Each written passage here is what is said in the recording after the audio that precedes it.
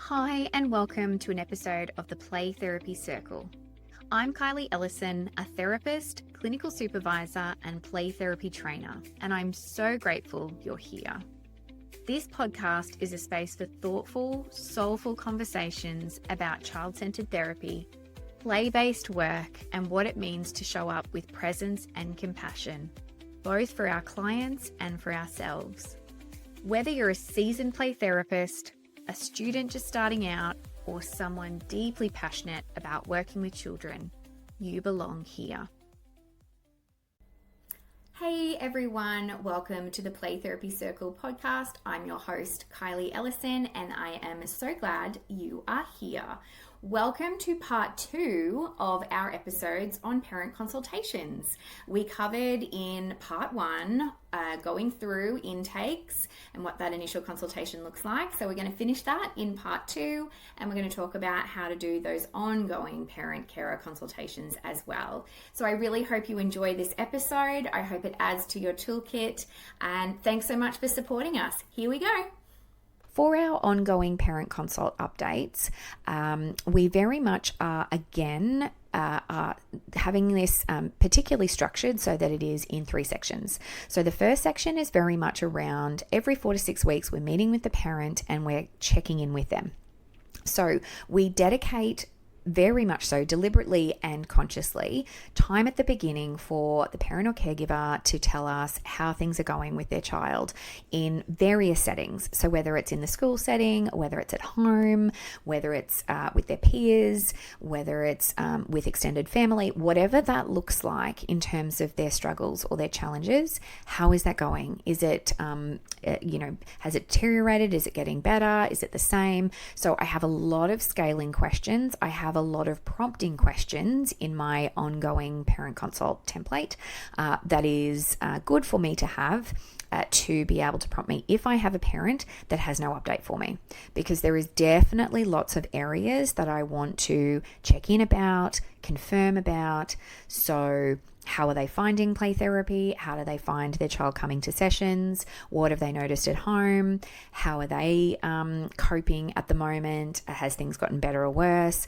A review of the goals that we set, 4 to 6 weeks ago. I like to do that every parent consult update to ascertain, are we still on the same track or do we need to adjust our goals? So there's lots of that contribution in the beginning of a review. So once I have done that initial check-in, I'm providing my feedback around how play therapy is going. So I think one of the most important parts, and again, this will be a separate podcast, guys, because I think that there is some really good information I'd like to share around how to caveat and communicate to parents those themes and stages of play, which is the 2 areas that I'm giving feedback in my ongoing parent consults.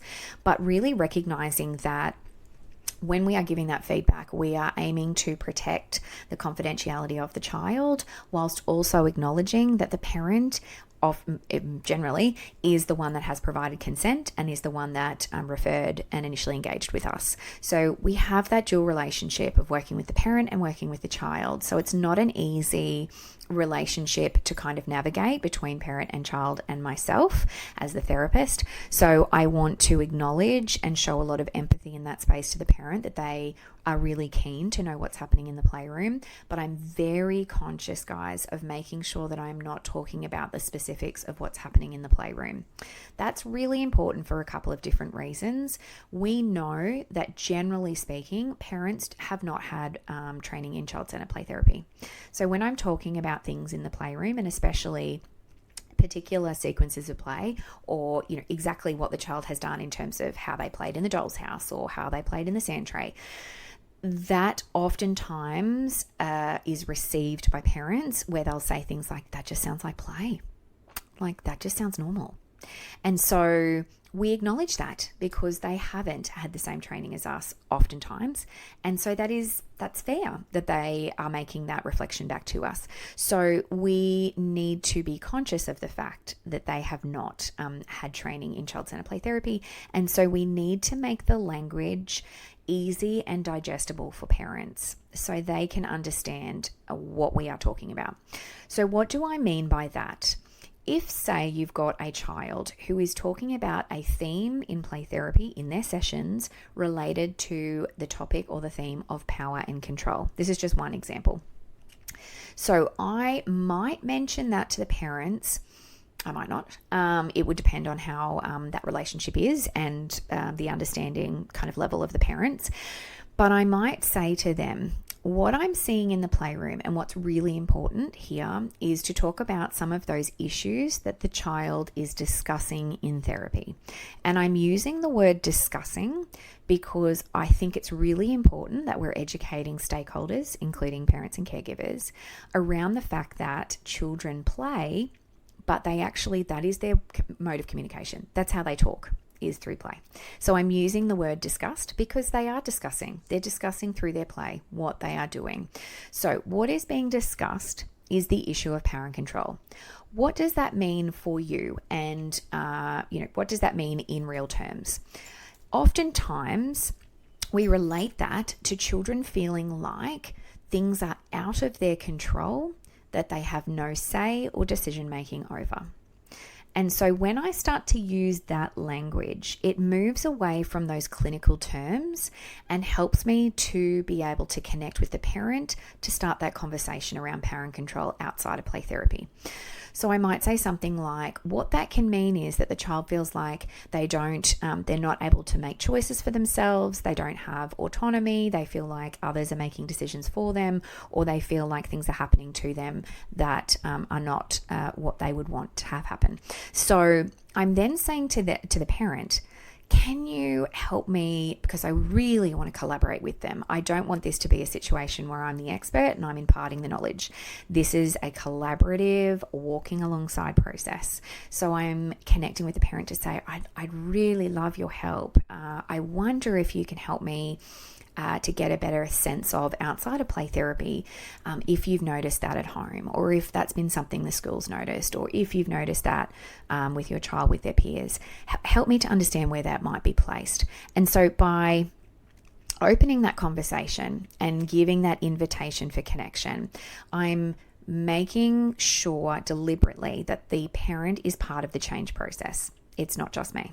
So I'm working systemically. So that is just one. I will often talk about learned helplessness. That's another one. And especially for our 4 to 6 year old age group, that's another term, clinical term, that I try to adapt to make sure that it's digestible for parents. So I might say something like, what I'm seeing in the playroom is, and I might use the term learned helplessness, or I might say, what I'm seeing is that your child is really struggling to do things for themselves.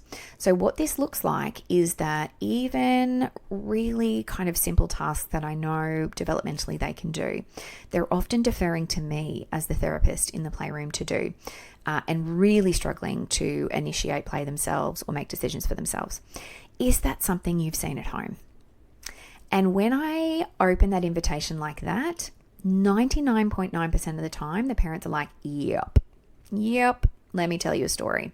And so that's fantastic. I want that connection. I want that not validation, that's the wrong word, but I guess alignment between what I'm seeing in the playroom and what might be happening outside. And generally speaking, 99% of the time, it's correct anyway. But that then gives me a great launch pad to talk about then the action plan, which is kind of our third section in those ongoing parent consults, of where to from here, and offering a strategy for parents. So if that is something that they are seeing, and it may have been part of the initial consultation, it may not have been, then I am launch padding to say, so I've got this really great way that I'd love to offer as a suggestion. And look, this is just something for you guys to try. And you can let me know next time we catch up if it's worked or if it hasn't worked. I want to talk a little bit about returning responsibility. So what I'm doing and what has really been a part of my practice in the last couple of years, and I just want to say this for anyone listening who is beginning in their journey, who is feeling deeply overwhelmed, who is feeling that imposter syndrome, feeling like you need to have a suite of psychoeducation handouts and resources for parents every session that you meet with a parent, please take the pressure off yourselves. take the pressure off, because what I have learned in my journey is it's actually everything goes back to the work that we do in the playroom. I hope that that has weaved into our conversation today and been obvious, but it is obvious again when we're talking about strategies for parents. We know that parents are more stressed and anxious than ever before. If we think about it from that framework, if they are in fight or flight themselves, if they're hyper aroused too, if they're very anxious, highly strung, you are not going to be able to sit with them and go through a psychoeducation handout and give them a bunch of strategies. They are going to forget it before they unlock their car to get into their car to go home. Truly. They've probably forgotten it by the time they've walked to the car park. So I think it's about what is useful and helpful for the parent and caregiver and the family. And it truly is going back to basics. If we think about the population that we are serving right now and put that COVID lens on it a little bit, we have families that are overscheduled. We have parents that are often dual occupation, so both parents working, who have very limited time themselves. They're probably spending their weekends running around, doing extracurricular activities with their kids, seeing family, spending time with their own kids, whatever that looks like, right? So if we try to then give them homework and try to get them to fit that in as well, we have to be realistic about what we're giving them. So it's important, like we do in the playroom, when we know that the child is the expert in their therapy journey, so is the parents. So I know for any of my listeners who really like lots of structure, lots of kind of outcomes-based work, who might really enjoy knowing how things flow in terms of that trajectory, the bad news is that sometimes it's actually a bit of a journey. And so nothing necessarily follows that linear line, because that doesn't happen in the playroom either. So we acknowledge that if we can start at basics and even just as simple as reflecting feelings, I think that for anyone who has done training in child-centered play therapy, who have these skills in their toolkit already, lean into what you know. You would be surprised at the number of parents who don't know about the skill of reflecting feelings, or even more so, what's probably been interesting for me, and I guess for those of you out there listening would be cool to know too, the amount of parents who aren't at the moment dedicating very specific time to just connect with their child. So we know in filial therapy, we talk about those 30-second bursts of attention as beginning homework in the CPRT model. And the amount of parents where I've suggested that, where that's their homework. And I know that for many who feel the need to give lots more information, you can certainly still do that. And I often will give psychoeducation around attachment theory and trauma theory and all of those good things to help scaffold that skill that I'm providing. But ultimately, the work that we do in the playroom is relationship based.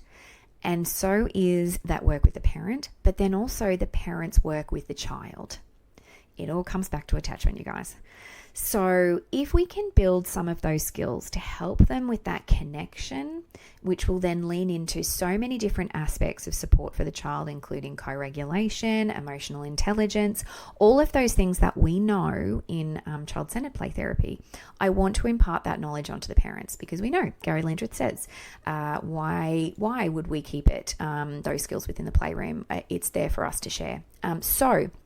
And I that is not a direct quote, that is my summary. So I'm making sure that I'm giving suggestions in those parent consult updates that is going to be achievable. So sometimes people will use those SMART goals, things like that. If you want to use those SMART strategies, that's great, but making it realistic, as I said. So that is in very quick summary, because we are almost at an hour, you guys. We're like 48 minutes in, which is crazy. And I have still more to cover. So if you are still here, amazing. Thank you. I am fidgeting around here. You can probably see it for those of you on the YouTube, just trying to get comfy, because like sitting for this long is crazy for me. So thank you for sticking around and watching me while I fidget. What I want to finish today's episode is a couple of different considerations for practice. And I mentioned this at the start. What are some of the challenges that we have? Going back to my first topic here around the initial consultation. What are some of the common challenges that we face when we meet and connect with parents? Especially, so there's a couple of different triangulations here. We can have the triangulation of separated parents and us as the therapist, or we can have the parent-child and us as the therapist. So when that triangulation or allegiance splits occurs, so we need to be really mindful of that. And my tip, I guess, in terms of navigating that is certainly making sure we have transparency around the information that we are providing to update all parties involved, and ensuring that we are protecting confidentiality, but really sticking to our framework of themes and stages of play. Oh, I realized I didn't actually talk about stages either. When we are providing those updates in terms of stages, we are looking at that across the 4 stages of play. So I definitely need to do another episode, you guys. I have bounced a lot today, and I had a really great plan, you guys, but like parent consultations, it's a journey. It's a journey. So I'm definitely keen for your feedback. If you want me to pull these topics apart even more, we can do so. But triangulation in terms of challenges, very difficult.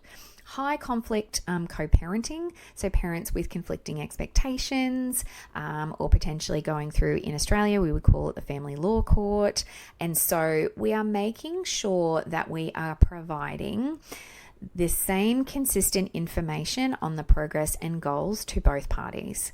So it is obviously client dependent, but I do find that sometimes I am providing information as a summary via email to both parties at the end of, if I've met with them separately or if I'm meeting them together. I'm going to provide a summary of everything I've spoken about to make sure that the message is the same across both parties. So either, yes, having those consultations together or separately can be certainly an option. So school and potentially other stakeholder pressure for details, that's something that we experience as a challenge for sure. And so making sure that we are, again, sticking to our format and our framework around themes and stages of play. But I think there's also an opportunity for us to connect with those stakeholders, especially schools. I've certainly done, even just recently, school observations and stakeholder meetings to help support one of my kiddos in his school community. And I really enjoy it because, again, it offers that opportunity for connection where if we get the opportunity to do face-to-face, even better. Because we can then start to form those relationships where we can work in partnership with them too, obviously recognizing the confidentiality of the child and making sure we have consent to release information before we work with those stakeholders, of course, too. So what are we looking at in terms of any other challenges? Certainly cultural expectations can be a part of it. So explaining our process and how we work is really important. Scope creep in consultations. This is a great one. So where we may have a situation where we have a parent consult update and we start to recognize fairly quickly that this is becoming a therapy session for the parent. And for all of you listening, those beginning and those in the trenches who have been doing this for a while, you know what I'm talking about. This happens, and that's okay. That's okay. This is part of the journey and part of the process of helping to put those boundaries in for ourselves. So showing how grateful we are that they have connected with us and are giving those updates to us, but acknowledging your role and what you are able to provide in terms of supports and what that might look like in terms of other supports instead. So suggestions for counselling for themselves. And that is not something that's easy to broach. So I know Everyone's different in when they want to do that. I guess 10 years down the line as a CCPT practitioner, 20 years in the industry, I feel like it's probably something I'm comfortable with tackling fairly early, because I want to make sure that in that parallel process of what I'm doing in the playroom, that the parent or caregiver can get that support as well. But it might be something that you don't necessarily broach straight away, but is something that comes up in follow-up parent consults. So definitely acknowledging what's within your scope and what's outside. Super, super helpful. What are some of the pitfalls, especially for beginning play therapists, that we might fall into when we do these initial consults or consult updates? So oversharing of the play content. This is a big one. And again, I've used this reference before, but in times of stress, we revert back to what we know. And so it may be a situation where you have the best of intentions of what you want to discuss. And then when you meet with the parent, especially for those parent consult updates, you might feel that pressure to provide lots of information. And you might be feeling that pressure of expectations of moving things along, getting those goals achieved, especially if they're a private paying client. So I just want to normalize for any of you who are having those experiences, because that is all part of it. That's all part of navigating as we build our skills. I think, again, as I mentioned earlier, really making sure you have a plan before you get started. So writing up your notes and having all of that information of what you'd like to share before you get started is really helpful. But also then making sure that in that session, we stick to our themes, we stick to our stages of play, and we stick to our goals, because that's really important. If you really struggle and you've had a difficult initial consultation, circling back to your clinical supervisor to get some tips and advice is certainly another way to access that support. Vague progress updates is another pitfall, right? So again, using scaling, using measurable indicators, using behavioral examples, like I talked about earlier in terms of talking about, say, the topic of learned helplessness. I'm not just talking about learned helplessness. What I'm doing is very much acknowledging that that behavior looks like struggling to do things for themselves. So I have a definition of each of those themes that are relatable for parents. So if you don't have that already, I would encourage you to do that. And again, that's something you might want to chat to your clinical supervisor about, to have some of that language in your toolkit, because I find that the easier we can navigate this in terms of tying that information together for a parent so they understand, the easier that progress is going to be for that child. So a lack of a plan, of a clear plan. So we were just talking about that before in terms of what are achievable strategies or psychoeducation for parents. That's why, again, every parent consult update, I'm reviewing the goals to make sure we're on the right path here, we're on track, are we on the same page? And oftentimes, what the parent has suggested in that initial consultation in terms of those goals, and then what the child actually shows us in play therapy, are two very different things. So it does, again, give us a framework and a launch pad to say, I know these things were on your list. I'd love to share with you from the work I'm doing what some of those other goals might be. So definitely keeping to that plan and reviewing that plan regularly. Boundary slipping under pressure. This is another one, you guys. Definitely is something for beginning play therapists to be aware of. I'm really mindful of the fact that in child-centered play therapy, it's about supporting children, it's about helping them to achieve their goals, and for them to be able to exit therapy. So I think for anyone listening who has had an experience or experiences, because this is a learning journey for us as much as it is for the child and the parent, where we've had situations where, say, parents have become, I guess, somewhat dependent on our intervention as part of their way of coping, and I guess as a family functioning. I always think that, and what we know from the literature on child-centered play therapy is when we meet the child in the very first session, that it is so important that we take the time in that first session to picture what that last session is going to look like. And that doesn't always stay the way that it does. But in our child-centered play therapy framework, we are always acknowledging that there will be an ending. There will be that reaching to mastery and exit from our service. And so what do I anticipate that will look like at the end of that journey? So we need to acknowledge that sometimes parents and caregivers are just having a really tough time and they're really struggling. But we may find in the playroom that the child has kind of reached as much as what they can do at this point in their journey. It might be that in a year, 2 years' time, it might be helpful for them to come back to therapy, and we certainly encourage and leave the door open, absolutely, for families to come back. But where they're at this developmental stage, at this point in their life, that they have achieved as much as they can, and it's then around establishing those boundaries with the parent or caregiver of what the next steps might be for that child in terms of therapy work. So there can be that dependence and I guess that boundary slippage under pressure. So have a script, have your agenda and established guide of what you're going to cover, and certainly some language around that empathy and unconditional positive regard for parents as well. So making sure that we also from the get-go, from the beginning, are very clear in our explanations of consent and confidentiality and the limits of confidentiality.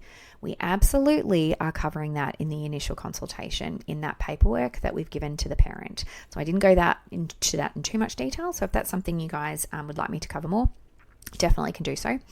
But making sure that they understand that if I am worried about them, about the child, and need to report, I have that obligation to do so. So being really upfront with them from the beginning. So we are reinforcing those boundaries early.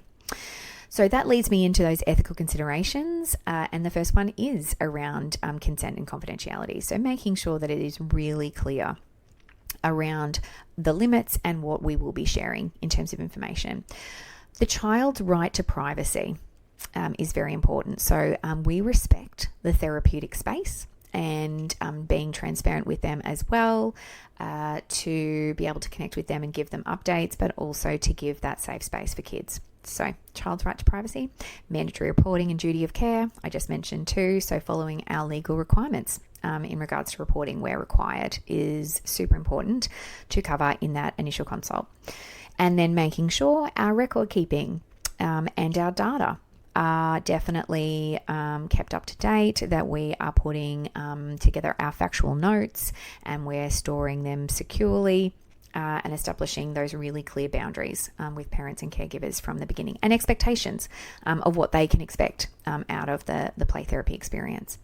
So that is, in just a nutshell, initial consultations and parent consult updates. And like I said, I didn't even go into the stages of play so much.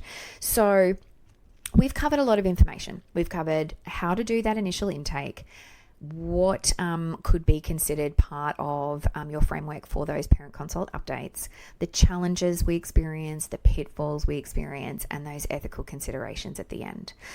So I feel like there has been so much that we have dived into that there will be more episodes, you guys. But please, please, please let us know if you have any ideas of episodes that you would like to hear, how you're finding our podcast. This is our very first one being recorded. So did you like it? Has this been helpful? I hope so. I love getting on here and just sharing about child-centered play therapy, connecting with all of you, spreading the word about child-centered play therapy, and just really getting to connect with what certainly makes my heart happy. So I hope that this has been helpful for you too. So where to from here? I think next episode probably needs to be unpacking this further. So I will get my thinking hat on and decide on what the topic out of all of this information we've covered today will be next week. So please, if you have feedback on what you'd like to hear, we now have an email too. You guys, it's like a week of firsts. We have that in the playroom. We're always noticing change by firsts in the play therapy space. And here it is in our podcast. So we've got our beautiful studio now and we have an email. So hello@playtherapycircle.com. Please reach out to us. We would love to hear from you. Please give us a follow on Spotify and Apple Podcasts. We would Love to hear from you as well. And we are also on Instagram and TikTok and Facebook. So you can check us out at the Play Therapy Circle podcast. So thank you so much for listening. Thank you to everyone who has connected with us and continues to support us. We absolutely love sharing this with you. And I can't wait to connect with you again next week. So go well, be kind to yourselves and each other. And I'll see you next week. Bye. Thank you so much for being here for another episode of the Play Therapy Circle. If anything resonated with you today, I'd love it if you could follow the podcast, share it with a colleague, or leave a short review. It really helps others find our circle. And if you have a topic or question you'd love me to explore, I'd love to hear from you. This space is for you, and I want it to feel like a conversation. Until next time, take care of yourself, and remember, you belong here.